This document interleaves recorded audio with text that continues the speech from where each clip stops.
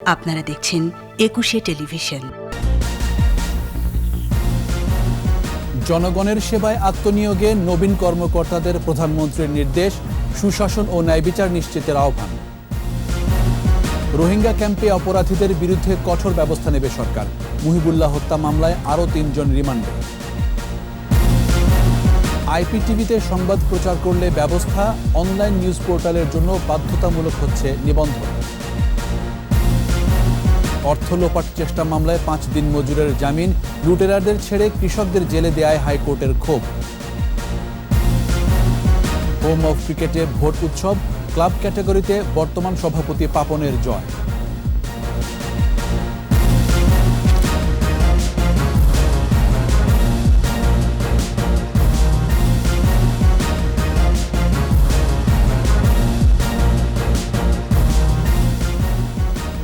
শুনছিলেন first security ইসলামী bank limited সংবাদ শিরোনাম।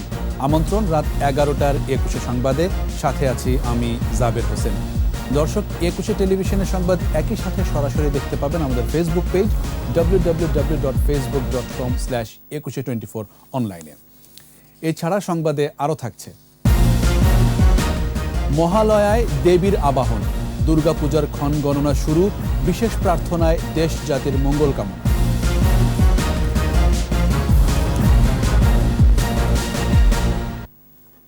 সাংবিধানিক দায়বদ্ধতার প্রতি বিশ্বস্ত থেকে জনগণের সেবায় আত্মনিয়োগে প্রশাসনের নবীন কর্মকর্তাদের নির্দেশ দিয়েছেন প্রধানমন্ত্রী শেখ হাসিনা। সেবাবান্ধব প্রশাসন, সুশাসন ও সর্বস্তরে ন্যায়বিচার প্রতিষ্ঠার আহ্বান জানিয়েছেন প্রধানমন্ত্রী। বিস্তারিত আকবর হোসেন সুমনের রিপোর্টে। বিসিএস প্রশাসন একাডেমিতে ১১৯ ও ১২০তম আইন ও প্রশাসন প্রশিক্ষণ কোর্সের এক ঝাঁক তরুণ কর্মকর্তার মিলনমেলা। গণভবন থেকে সমাপনী ও সনদ বিতরণী অনুষ্ঠানে যুক্ত হন প্রধানমন্ত্রী শেখ হাসিনা। প্রধানমন্ত্রীর পক্ষে প্রশিক্ষণে কৃতিত্ব অর্জনকারী কর্মকর্তাদের সনদপত্র বিতরণ করেন জনপ্রশাসন মন্ত্রী। ন্যায়বিচার প্রতিষ্ঠা ও জনগণের সেবায় প্রশাসনের দায়িত্ব কর্তব্য বিষয়ক সাংবিধানিক দায়বদ্ধতার উল্লেখ করে প্রধানমন্ত্রী শেখ হাসিনা সেবা বান্ধব প্রশাসন গড়ে তোলার আহ্বান জানান। বাংলাদেশের সংবিধানের ২১-২ অনুচ্ছেদ অনুযায়ী সরকারি কর্মচারীগণ সার্বক্ষণিকভাবে জনগণের সেবা প্রদানে বাধ্য, এবং আমি আশা করি আপনারা সাংবিধানিক এই দায়বদ্ধতার প্রতি বিশ্বস্ত থেকে জনগণের সেবায় নিজেদেরকে আত্মনিয়োগ করবেন। কারণ আপনাদের প্রতিদিন দাপ্তরিক কর্মকাণ্ডে উদ্ভাবনী উদ্যোগ গ্রহণ করতে হবে। ৩.৫ বছরে জাতির পিতা বঙ্গবন্ধুর গড়ে তোলা সংবিধান, আর্থসামাজিক অবকাঠামো, আইন ও আন্তর্জাতিক স্বীকৃতি এখন সরকারের প্রতিটি স্তরে বিদ্যমান বলে উল্লেখ করেন প্রধানমন্ত্রী। শূন্য থেকে যাত্রা শুরু। একটা রাষ্ট্র পরিচালনা করতে যেয়ে আজকে আমরা যত কিছু দেখি, প্রতিটি কাজের ভিত্তিটা তিনি তৈরি করে দিয়ে গেছেন মাত্র ৩.৫ বছরের মধ্যে। এরপর যারা ক্ষমতা এসেছিল হত্যাকুর ষড়যন্ত্রের মধ্য দিয়ে, আর মিলিটারি শাসকরা আর যাই হোক, তারা হয়তো জৌলুসটা দেখাতে পারে, বিলাসিতা দেখাতে পারে, কিন্তু রাষ্ট্র পরিচালনা বা রাষ্ট্রের কী চাহিদা বা মানুষের কী চাহিদা, সেই বোধটা তাদের ভিতরে থাকে না। ভবিষ্যৎ বাংলাদেশের রূপকল্প বাস্তবায়নে নতুন প্রজন্ম অগ্রগামী সৈনিক বলে আখ্যায়িত করেন সরকার প্রধান। ২০২১-এ এসে উন্নয়নশীল দেশের মর্যাদা পেয়েছি, কথাটা মনে রাখতে হবে। এই উন্নয়নশীল দেশের মর্যাদা পেয়েছি, আমাদের এটাকে ধরে রাখতে হবে, এবং এখান থেকে যেন আমরা কোনো মতে পিছিয়ে না যাই। আজকের এই নবীন অফিসার যারা হয়েছেন, আপনারাই কিন্তু তখন আপনাদেরই কাজ করতে হবে। আপনারা থাকবেন সেই ৪১-এর সৈনিক। দেশ, মাটি ও মানুষের কল্যাণে লক্ষ্য ঠিক রেখে দায়িত্ব পালনের আহ্বান জানান প্রধানমন্ত্রী। নাগরিক সেবায় উদ্ভাবন এবং সেবাবান্ধব প্রশাসন গড়ে উঠুক, এটাই সকলের কাম্য। আকবর হোসেন সুমন, একুশে টেলিভিশন, ঢাকা। মানব পাচার, মাদক ও অস্ত্র চোরাচালান রোধ এবং বাংলাদেশ মিয়ানমার সীমান্ত অস্থিরতা নিয়ন্ত্রণকে গুরুত্ব দিচ্ছে সরকার। এসব বন্ধ করতে প্রয়োজনে সর্বোচ্চ ব্যবস্থা নেওয়ার সিদ্ধান্ত রয়েছে বলেছেন পররাষ্ট্রমন্ত্রী ডক্টর এ.কে আব্দুল মোমেন। রোহিঙ্গা ক্যাম্পের চারপাশে কাঁটাতার নির্মাণ সহ শৃঙ্খলা বজায় রাখতে আইন শৃঙ্খলা বাহিনীর সতর্ক অবস্থান রয়েছে বলেও জানান তিনি। রিপোর্টে আরও জানাচ্ছেন মুহাম্মদ নুরুন নবী। অর্থনৈতিক বিষয় সংক্রান্ত মন্ত্রিসভা কমিটির বৈঠকে 2টি আর সরকারি ক্রয় সংক্রান্ত মন্ত্রিসভা কমিটির বৈঠকে 7টি প্রস্তাবের মধ্যে অনুমোদন হয় 8টি প্রস্তাব। করোনার কঠিন সময়েও বিভিন্ন দেশে কর্মরত প্রবাসীদের পাঠানো টাকা ছিল বাংলাদেশের অর্থনীতির অন্যতম আয়ের উৎস। কিন্তু করোনার সংক্রমণ কমে যাওয়ার পর অর্থনীতির অন্য সূচকগুলো এগিয়ে যাচ্ছে, অথচ রেমিটেন্স আয় কমেছে। অর্থমন্ত্রী বলছেন, গেল বছর $25 বিলিয়ন বা $2,500 কোটি আয় হলেও এবার কমতে পারে $200 থেকে $300। বিদেশে যে সমস্ত প্রবাসী ভাই বোনেরা বিভিন্ন কাজে কর্মরত আছে, তারা দেশে এসে আর যেতে পারেন নাই। আমাদের গত বছর যেখানে প্রায় $25 বিলিয়ন আমাদের রেমিটেন্স এসেছিল, এখন যে গতিতে এগোচ্ছে সেটা সেই গতিতে দেখা যাবে যে 22 থেকে 23 বিলিয়ন। পুলিশের জন্য G2G পদ্ধতিতে রাশিয়া থেকে 2টি হেলিকপ্টার কেনার নীতিগত অনুমোদন দিয়েছে কমিটি। প্রতি MMBTU LNG বা প্রাকৃতিক গ্যাস $36 এবং $37 কেনার 2টি প্রস্তাবও অনুমোদন দেয় সরকারি ক্রয় সংক্রান্ত মন্ত্রিসভা কমিটি। দামটা তো আন্তর্জাতিক বাজারে দাম বাড়ছে, প্রতিনিয়ত বাড়ছে, আরো বেশি দাম লাগবে এই ভয়ে, এই অ্যাপ্রিহেনশনে। আশ্রয় দিয়ে উদারতা দেখিয়েছিল বাংলাদেশ, কিন্তু রোহিঙ্গা নেতা মহিবুল্লাহর হত্যাকাণ্ডে নতুন করে ভাবতে হচ্ছে নীতি নির্ধারকদের। এখন থেকে টেকনাফ উখিয়ার কোনো ক্যাম্পেই অনাকাঙ্ক্ষিত কোনো ঘটনাই ঘটতে দেওয়া হবে না। পররাষ্ট্র মন্ত্রণালয়ে গণমাধ্যমকে সেসব কথাই জানালেন পররাষ্ট্রমন্ত্রী। এবং এই বর্ডারগুলো আমরা টাইটেন করব, যাতে কোনো ধরনের এই যেগুলো হয়, ওখানে অনেক ড্রাগ ব্যবসা হয়, অনেক ক্রাইমের কাজ হয়, অনেক মানুষগুলোকে হিউম্যান ট্রাফিকিং হয়। আপনার আমাদের স্বরাষ্ট্র মন্ত্রণালয়ের কাছে তথ্য এসেছে যে কিছু কিছু আর্মস এইদিকে, তো তারা they will take strong action, শক্ত অবস্থানে আমরা এই ব্যাপারে আমরা কোনো ধরনের বিশৃঙ্খলা ওখানে করতে চাই না। দিনক্ষণ ঠিক না হলেও ভাষাঞ্চলে UNHCR কাজ শুরু করবে উল্লেখ করে পররাষ্ট্রমন্ত্রী আশ্বস্ত করেন, রোহিঙ্গা প্রত্যাবর্ষণে হতাশার কিছু নেই, সামনের দিনগুলো ভালোই হবে। এইবারে আপনারা মিডিয়া আপনার খুব হইচই করলেন যে আফগানিস্তান ইস্যু আসার পরে রোহিঙ্গা সাইডলাইনে চলে গেছে, অমুক টমুক। একেবারে উল্টা কথা। আমাদের ইউএনএ যে বড় ইভেন্টটা হলো, সবগুলো বড় বড় দেশ স্বেচ্ছায় সেই অংশগ্রহণ করে এবং এক বাক্যে সবাই এর উপর যথেষ্ট জোর দিয়েছে। আশা করেন নিশ্চয়ই কিছু একটা হবে। তালেবান সরকারকে সমর্থন দেয়া হবে কিনা প্রশ্নে পররাষ্ট্রমন্ত্রী জানান, এখনো সেরকম সময় ও অবস্থার সৃষ্টি হয়নি। Will make our decision based on the facts and তথ্যর বেসিসে আমরা নিশ্চয় কোনো একটা সিদ্ধান্ত। ইতিমধ্যে আমরা তাদের বিভিন্ন রকম সেবামূলক জিনিস দেওয়ার জন্য আমরা মোটামুটি অঙ্গীকার করেছি। মন্ত্রী জানান, ব্রিটিশ পার্লামেন্টের সদস্য টিউলিপ সিদ্দিকির উপর হামলায় সে দেশের সরকার ব্যবস্থা নেবে। এ বিষয়ে বাংলাদেশের পূর্ণ আস্থা রয়েছে। একজন জনপ্রতিনিধির এখানে এসে তারা গ্লাস ভেঙে দেয়, আপনার মেসেজ দিয়ে যায়, এটা খুবই দুঃখজনক। তবে আমি বিশ্বাস করি যে ব্রিটিশ সরকার will take the responsibility. Mohammad Nurun Nabi, 21 television, Dhaka. Rohingya নেতা মুহিবুল্লাহ হত্যাকাণ্ডে জড়িত সন্দেহে গ্রেফতার আরও 3 রোহিঙ্গাকে 3 দিন করে রিমান্ড দিয়েছেন আদালত। কক্সবাজার সিনিয়র জুডিশিয়াল ম্যাজিস্ট্রেট তামান্না ফারহার আদালত রিমান্ডের এ আদেশ দেন। তারা হলেন উখিয়ার কুতুপালং লম্বাশিয়ার 15 নম্বর ব্লকের বাসিন্দা জিয়াউর রহমান, 54 নম্বর ব্লকের মোহাম্মদ সালাম ও 5 নম্বর ক্যাম্পের মোহাম্মদ ইলিয়াস। এ নিয়ে পৃথকভাবে এ মামলার মোট 5 আসামিকে 3 দিন করে রিমান্ডে নেওয়া হলো। এদিকে মামলার অধিকতর তদন্তের কথা জানিয়ে পুলিশ সুপার জানান, হত্যাকাণ্ডের পর জেলা পুলিশ সহ বিভিন্ন সংস্থা কাজ করছে।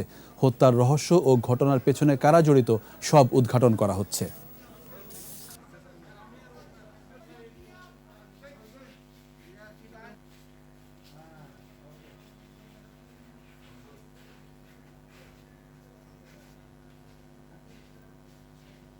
ঘটনার পেছনে সরাসরি কারা যুক্ত, এসব বিষয়ে কিন্তু আমরা একটা সম্যক ধারণা পেয়েছি। সেদিক থেকে আমরা বলতে পারি যে আমরা বেশ এগিয়ে গেছি মামলা তদন্তে। আইপিটিভি কোনো সংবাদ প্রচার করতে পারবে না, সম্প্রচার নীতিমালায় এই নির্দেশনা থাকলেও মানা হচ্ছে না।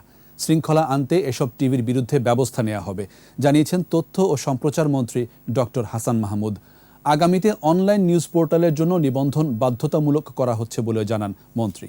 মোহাম্মদ নুরুন নবীর আরেকটি রিপোর্ট।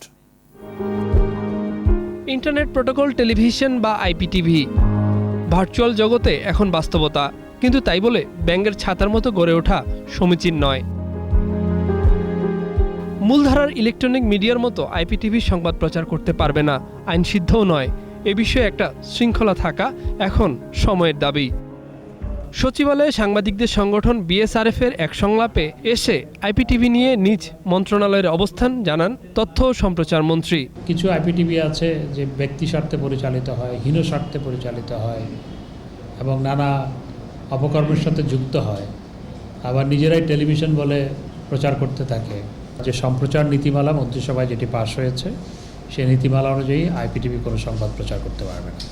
আমরা খুব সহসা যেই সমস্ত আইপিটিভি সংবাদ প্রচার করে সেগুলোর কার্যক্রম বন্ধ করার উদ্যোগ গ্রহণ করব।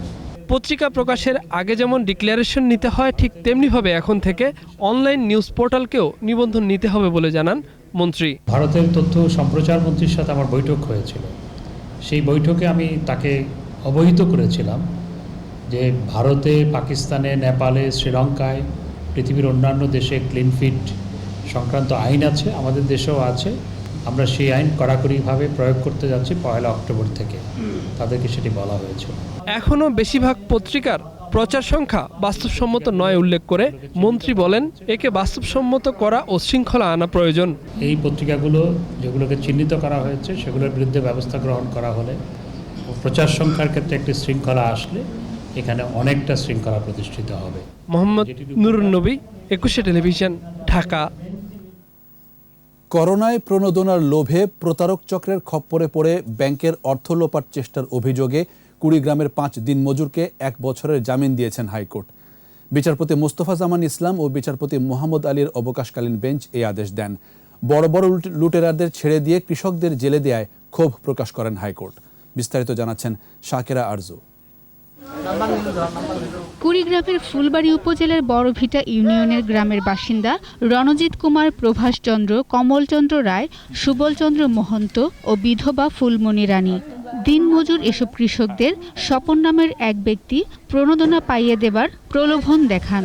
তাদের নামে সোনালী ব্যাংক নাগেশ্বরী শাখায় খোলা হয় সঞ্চয়ী হিসাব। এরপর কাগজপত্রে সই করার কথা বলে তাদের 5 জনকে ঢাকায় আনেন স্বপন। সাদা কাগজে সই রেখে তাদেরকে বাড়িতে পাঠান।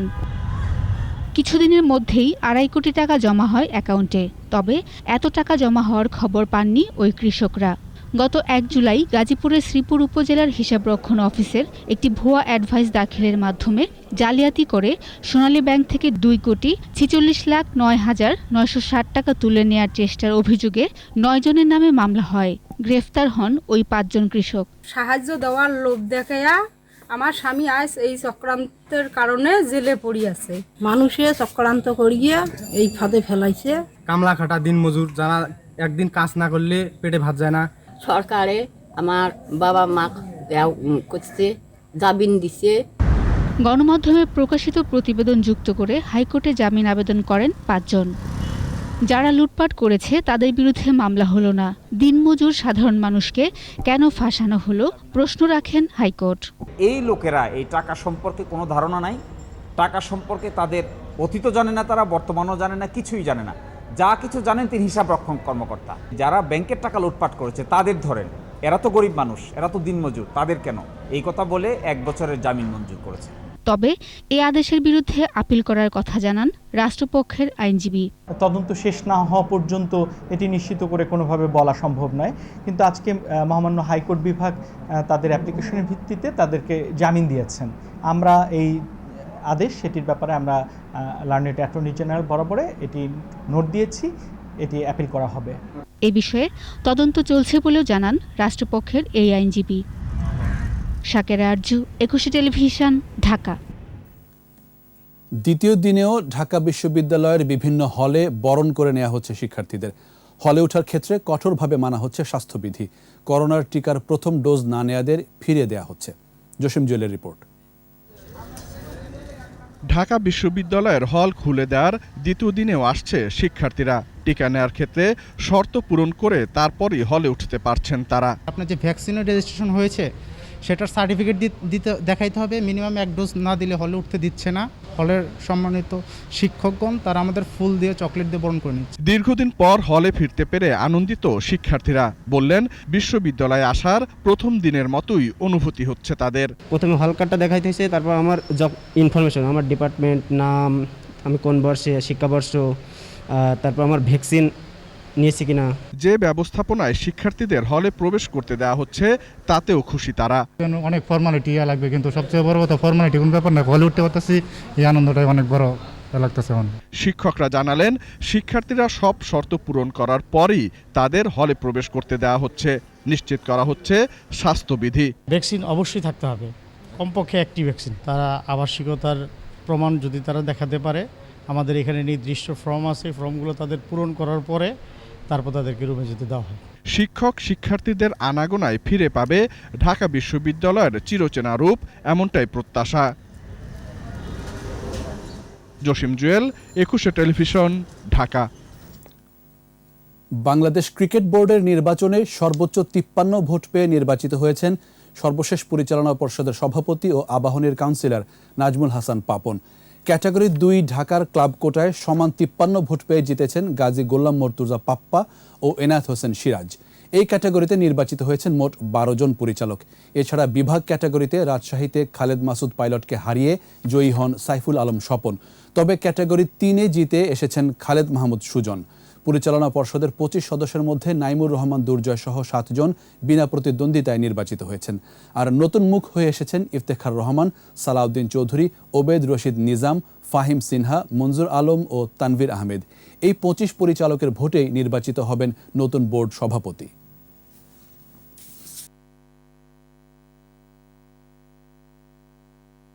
সাধারণত নির্বাচনে আমরা দেখি অনেকে ভোট দিতে আসে না বা তাদের ভোটটা আমরা পাই না, মানে তাদের মতামত জানা যায় না। এই নির্বাচনে অলমোস্ট ফুল ভোট কাস্ট হয়েছে। আমরা একটা রেজাল্ট পেয়েছি, এটা অফিসিয়ালি ওরাই ডিক্লেয়ার করতে পারবে। আজকে হয়তো আনঅফিসিয়ালি দেবে, কালকে অফিসিয়ালি ডিক্লেয়ার হবে। নিচ্ছি সংবাদ বিরতি। যখন ফিরছি তখন অন্যান্য খবরের সঙ্গে আরও থাকবে। জন্ম নিবন্ধন সনদ পেতে দালালদের দৌরাত্ম্য স্বীকার করলেন দক্ষিণের মেয়র, বিধি সংশোধনের তাগিদ। নরসিংদী সাব রেজিস্ট্রি অফিসে দলিল জালিয়াত চক্রের সিন্ডিকেট, অঢেল সম্পদের মালিক এক নকল নবী। আবার আমন্ত্রণ রাত 11টার 21 সংবাদে। বঙ্গভবনে রাষ্ট্রপতি মোহাম্মদ আব্দুল হামিদের সঙ্গে সৌজন্য সাক্ষাৎ করেছেন প্রধানমন্ত্রী শেখ হাসিনা। সাক্ষাতে প্রধানমন্ত্রী সম্প্রতি জাতিসংঘ সাধারণ পরিষদের অধিবেশনে যোগদান সহ যুক্তরাষ্ট্র সফরের বিষয়ে রাষ্ট্রপতিকে অবহিত করেন। সরকারের সার্বিক কর্মকাণ্ড, বিশেষ করে কোভিড-19 সংক্রমণ নিয়ন্ত্রণ এবং টিকা দেওয়ার মাধ্যমে জনগণের সুরক্ষা নিশ্চিতে গৃহীত কার্যক্রমের বিষয়ে রাষ্ট্রপতিকে অবহিত করেন। 2030 সালের মধ্যে জাতিসংঘ ঘোষিত এসডিজি অর্জনের ক্ষেত্রে যোগ্য নেতৃত্ব দিয়ে এসডিজি অগ্রগতি পুরস্কার অর্জন করায় এ সময় রাষ্ট্রপতি প্রধানমন্ত্রীকে অভিনন্দন জানান।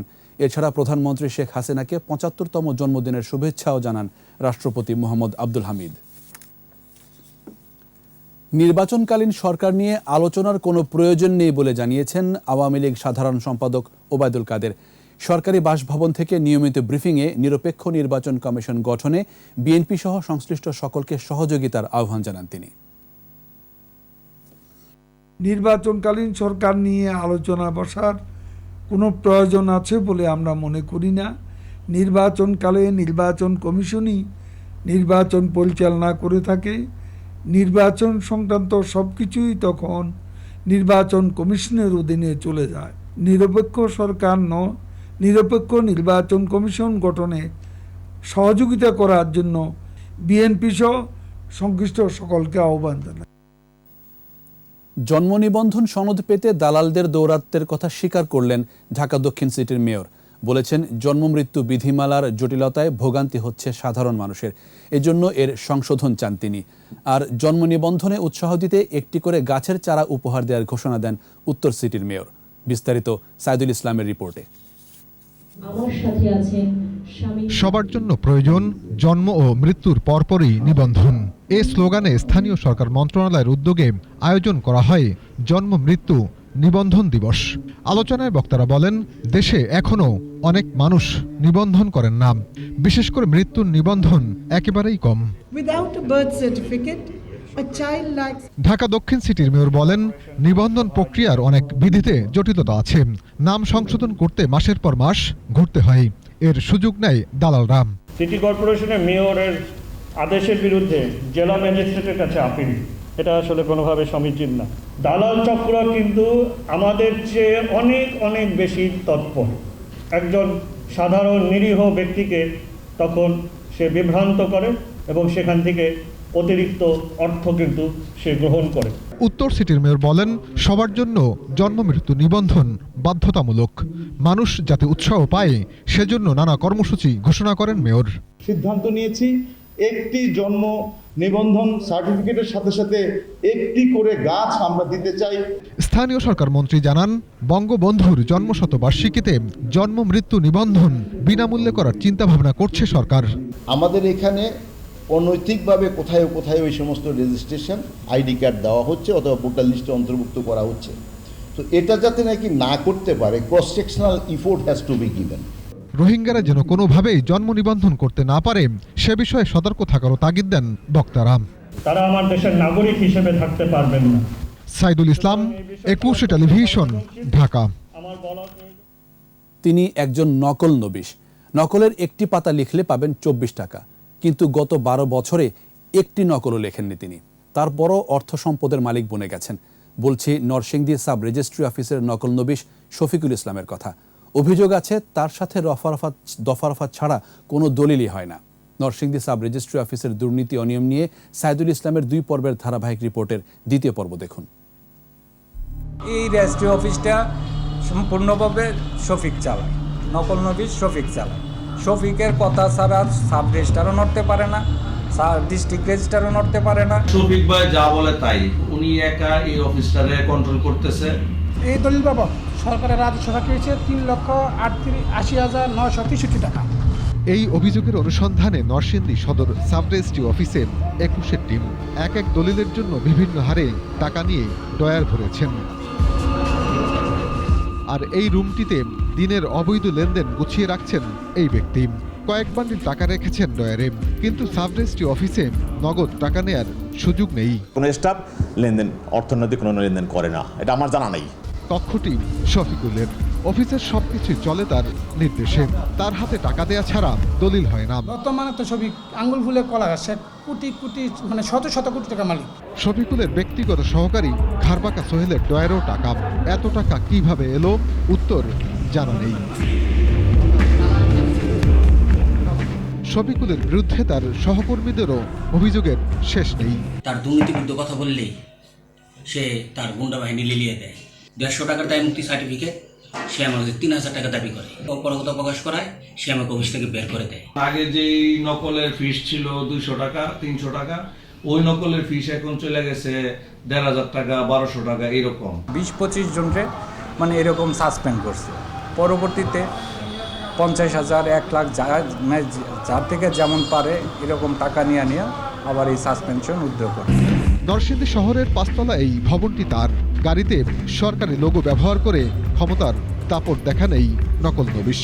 সাব রেজিস্ট্রার আইসা কি ওনারে কি জিম্মি কইরা ফেলায় না ওনারে বাইস্ট করে? এই শহরেই অন্তত আরো 3টি বাড়ি আছে শফিকুলের।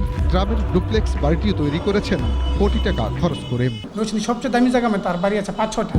এটা আনুমানিক বর্তমান বাজার মূল্য হবে 50 কোটির উপরে হবে। সে ক্রয়ের পরে 50 লক্ষ টাকা দিয়ে খরচ করে যে সাজসজ্জা করছে, আপনার মানে মানুষ যে কোনো মানুষ দেখলে মানে অবাক হয়ে যাবে। নিবন্ধন মহাপরিদর্শক জানান, তার বিরুদ্ধে তদন্ত চলছে, প্রমাণ পেলে ব্যবস্থা নেওয়া হবে। সে কিন্তু আমাদের কোনো সরকারি কর্মচারী নয়, রেজিস্ট্রেশন অফিসে তার থাকার কথা নয়, তার বিরুদ্ধে ব্যবস্থা নেওয়ার কথা।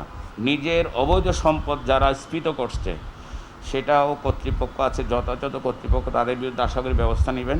শফিকুল সিন্ডিকেটের বিরুদ্ধে ব্যবস্থা নেওয়ার দাবি সাব রেজিস্ট্রি অফিসের অন্য কর্মচারীদের। সাইদুল ইসলাম, 21 টেলিভিশন, ঢাকা। মহালয়ায় দেবীর আবাহনের মধ্য দিয়ে শুরু হলো দুর্গাপূজার ক্ষণ গণনা। চণ্ডীপাঠ, ঘট স্থাপন ও বিশেষ পূজার মধ্য দিয়ে দেবীর আরাধনায় দেশ ও জাতির মঙ্গল কামনা করেন সনাতন ধর্মাবলম্বীরা। মহালয়ায় যোগ দিয়ে তথ্যমন্ত্রী আশা প্রকাশ করেন, দুর্গোৎসবের আনন্দ সঞ্চারিত হবে সবার মাঝে, সকল ধর্মের বন্ধন হবে সুদৃঢ়। প্রণব চক্রবর্তীর রিপোর্ট। মা দুর্গা যখন পৃথিবীতে আসেন, প্রকৃতি সবার আগে স্বাগত জানায় তাকে। আকাশে সাদা মেঘের রাশি, কাশফুল আর শিউলি ফুলের সমাহারে মা আসেন আমাদের কাছে শরতের আশ্বিন মাসে। কৈলাস থেকে মর্তে পা রাখবেন দেবী, তারই আগমনী সুর মহালয়া। চণ্ডীপাঠ, মহালয়ার ঘট স্থাপন ও বিশেষ পূজার মধ্য দিয়ে দেবী দুর্গাকে করা হয় আবাহন। চণ্ডীতেই আছে দেবী দুর্গার সৃষ্টির বর্ণনা ও দেবীর স্তুতি।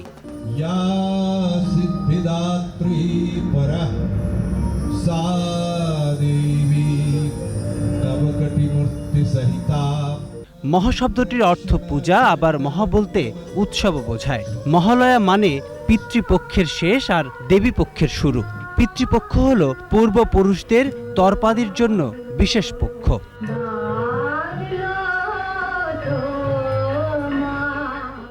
মহালয়ার 6 দিন পর মহাসপ্তমী, দেবীকে আমন্ত্রণ জানানো। পুরাণ মতে মহালয়ার দিন মহিষাসুর বধের দায়িত্ব পান দেবী দুর্গা।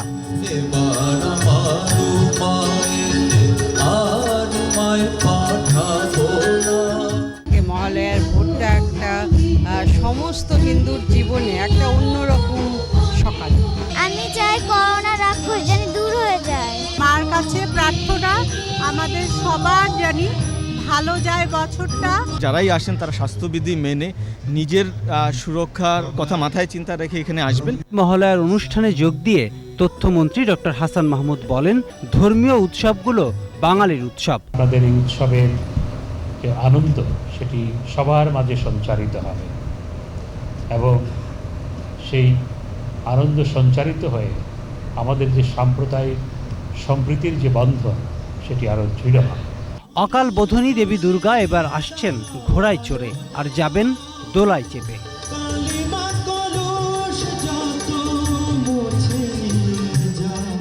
প্রণব চক্রবর্তী, 21 টেলিভিশন, ঢাকা। এবার আমাদের বিশেষ আয়োজন আমার বাংলা।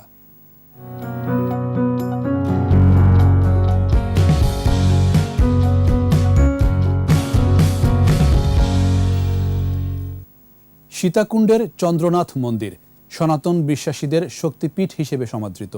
চন্দ্রনাথের দুর্গম পাহাড়ের 310 মিটার উঁচুতে অবস্থিত মন্দির দেখতে প্রতিদিনই ভিড় করেন হাজারো ভক্ত দর্শনার্থীরা। তপু শাহিনের তোলা ছবিতে চট্টগ্রাম ঘুরে এসে চন্দ্রনাথ মন্দিরের বিশেষত্ব তুলে ধরেছেন স্মৃতি মণ্ডল। সীতাকুণ্ডের চন্দ্রনাথ পাহাড়, তারই চূড়ায় ঐতিহাসিক মন্দির। পাহাড় জুড়ে অসংখ্য মন্দিরে ভক্তি জানাতে ভক্তদের ভিড়।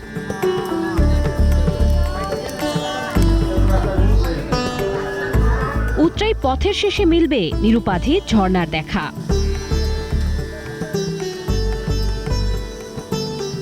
আসতে যেতে আঁকাবাঁকা পথের ধারে সহসাই দেখা মেলে ভিন্ন নৈসর্গিকতা। অল্প দূরেই বিরূপাক্ষ মন্দির, বাইতে হবে 2200 সিঁড়ি। পাথুরে পথ, কোথাও সংকীর্ণ, কোথাও বা পিচ্ছিল। এইটাকে ঘিরে একটা ভালো সম্ভাবনা তৈরি হতে পারে, পর্যটন খাত বাংলাদেশের আরও এগিয়ে যেতে পারে। সামিট পয়েন্টে ওঠা ছাড়া আপনি কখনো বেস্ট ভিউ পাবেন না, তো দ্যাটস আমাদের আশা। পূর্ণ লাভের আশায় বয়সের ভারে নুয়ে যাওয়া মানুষও পাড়ি দেন বন্ধুর পথ।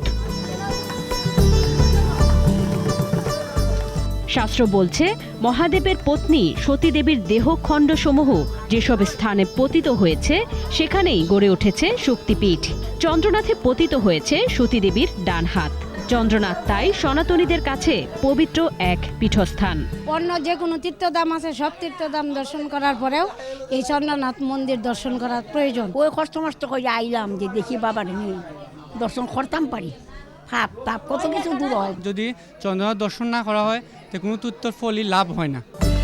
শাস্ত্রমতে মহামুনি ভার্গব এখানে বসবাস করতেন। রামচন্দ্র বনবাসের সময় সীতা দেবীকে নিয়ে চন্দ্রনাথে এসেছিলেন, এমন পৌরাণিক বিশ্বাস যুগ যুগ ধরে প্রচলিত। শিবরাত্রিতে বাবাকে দর্শনের জন্য লক্ষ লক্ষ ভক্ত সমবেত হয়ে থাকে। সারা বাংলাদেশের আনাচে কানাচে থেকে আসে বিশেষ করে ভারতবর্ষ থেকে অনেক সনাতন ধর্মাবলম্বীরা আসেন, বাবার এখানে মানত করে থাকেন, পুজো দিয়ে থাকেন এবং বিশেষ সংকল্প করে এখানে আসেন। তো সর্বোপরি এখানে আসার পরে তাদের আলাদা একটা প্রশান্তি জাগে। ফাল্গুন মাসের শিব চতুর্দশী তিথিতে সবচেয়ে বেশি পুণ্যার্থীর আগমন হয় চন্দ্রনাথ মন্দিরে।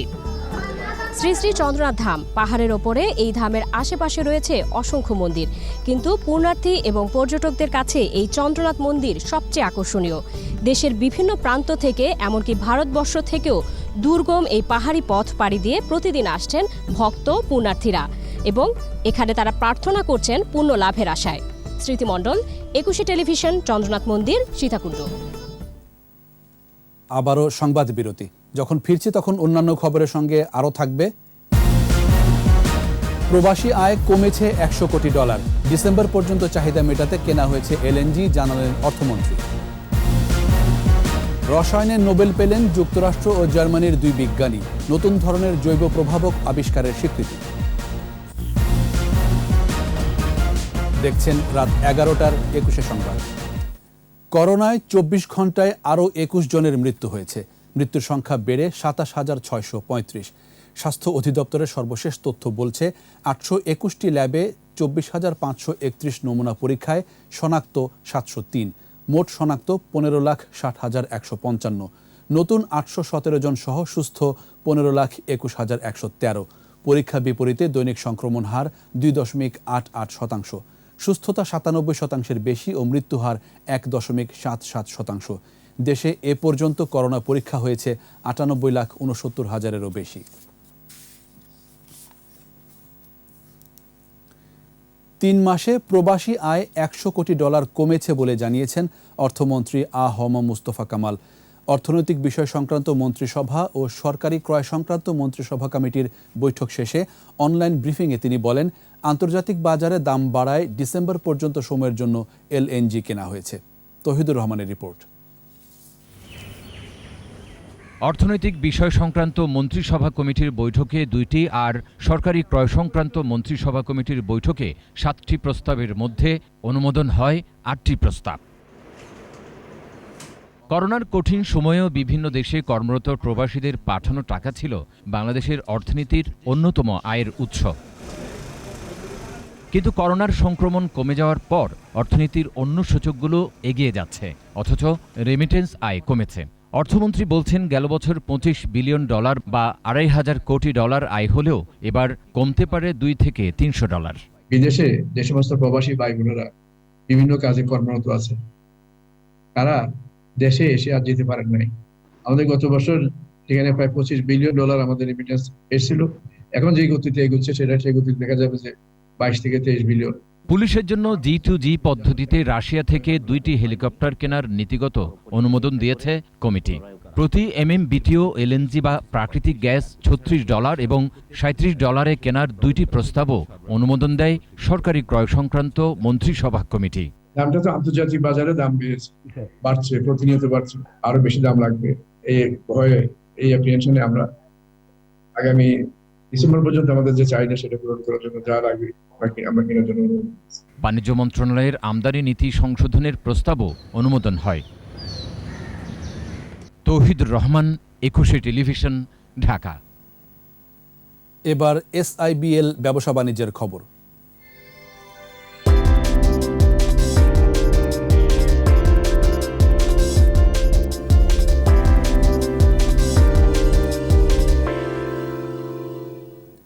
করোনা মোকাবেলায় খুলনা অঞ্চলের 4টি হাসপাতালে 24টি অক্সিজেন কনসেন্ট্রেটর প্রদান করল ফার্স্ট সিকিউরিটি ইসলামী ব্যাংক লিমিটেড।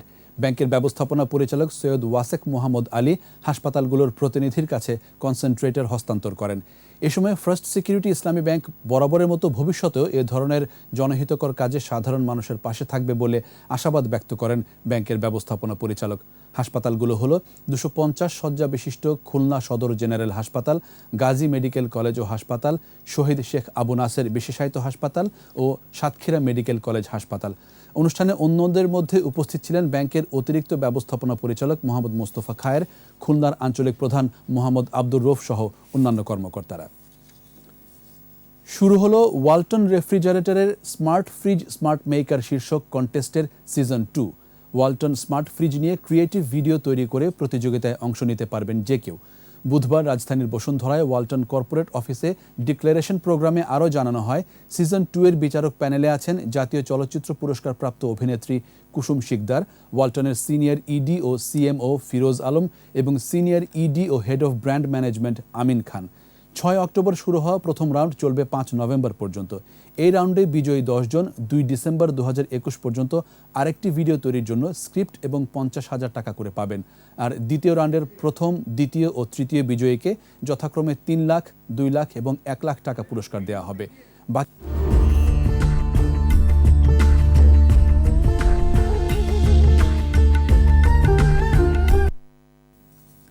নানা আয়োজনে আজও মুখর ছিল গঙ্গা যমুনা সাংস্কৃতিক উৎসব। ষষ্ঠ দিনে শিল্পকলা একাডেমির হলগুলোতে পরিবেশিত হয় মুক্তিযুদ্ধ ও বাংলাদেশের প্রেক্ষাপটে নির্মিত নাটক ও আবৃত্তি। আদিত্য মামুনের রিপোর্ট।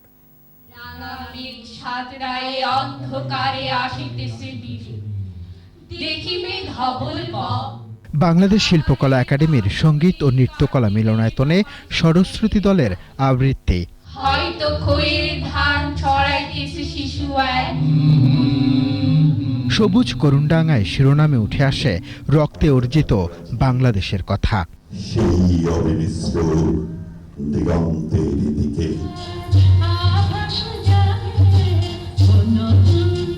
এরপর পরশমণি কলাকেন্দ্রের প্রযোজনায় নৃত্যনাট্য বাদল বরিশনে।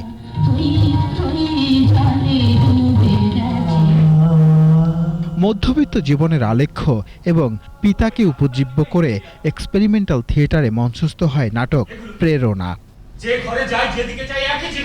শিশুর মানসিক বিকাশে পরিবারের ভূমিকা তুলে ধরায় নাটকে মন্ত্রমুগ্ধ হন দর্শকরা।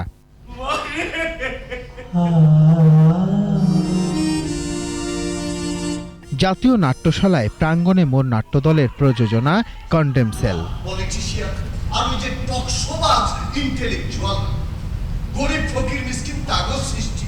বন্দি জীবনে টানাপোড়েনে রাজনীতি এবং বলি হওয়া সাধারণ মানুষের নিষ্পেষণকে সার্বজনীনতা দিয়েছে এই নাটক। 12 অক্টোবর পর্যন্ত শিল্পকলায় চলবে গঙ্গা যমুনা সাংস্কৃতিক উৎসব। আদিত্য মামুন, 21 টেলিভিশন, ঢাকা। আর এরই সাথে শেষ করছি রাত 11টার 21 সংবাদ। যাবার আগে ফার্স্ট সিকিউরিটি ইসলামী ব্যাংক লিমিটেড সংবাদ শিরোনামগুলো আরও একবার। জনগণের সেবায় আত্মনিয়োগে নবীন কর্মকর্তাদের প্রধানমন্ত্রীর নির্দেশ, সুশাসন ও ন্যায় বিচার নিশ্চিতের আহ্বান। রোহিঙ্গা ক্যাম্পে অপরাধীদের বিরুদ্ধে কঠোর ব্যবস্থা নেবে সরকার, মুহিবুল্লাহ হত্যা মামলায় আরও 3 জন রিমান্ডে। আইপিটিভিতে সংবাদ প্রচার করলে ব্যবস্থা, অনলাইন নিউজ পোর্টালের জন্য বাধ্যতামূলক হচ্ছে নিবন্ধন। অর্থ লোপাট চেষ্টা মামলায় 5 দিন মজুরের জামিন, লুটেরাদের ছেড়ে কৃষকদের জেলে দেয় হাইকোর্টের ক্ষোভ।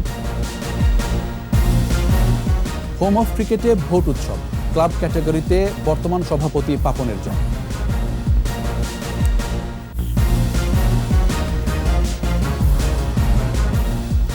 21 টেলিভিশনের সর্বশেষ খবর জানতে ডায়াল করুন 2021 নাম্বারে, আর ভিজিট করুন 21-tv.com এই ওয়েবসাইট। এছাড়া ফেসবুকে লগ ইন করতে পারেন facebook.com/2124 অনলাইনে। আমাদের পরের সংবাদ রাত 1টায় দেখার আমন্ত্রণ রইল। স্বাস্থ্যবিধি মেনে চলুন, সুস্থ থাকুন।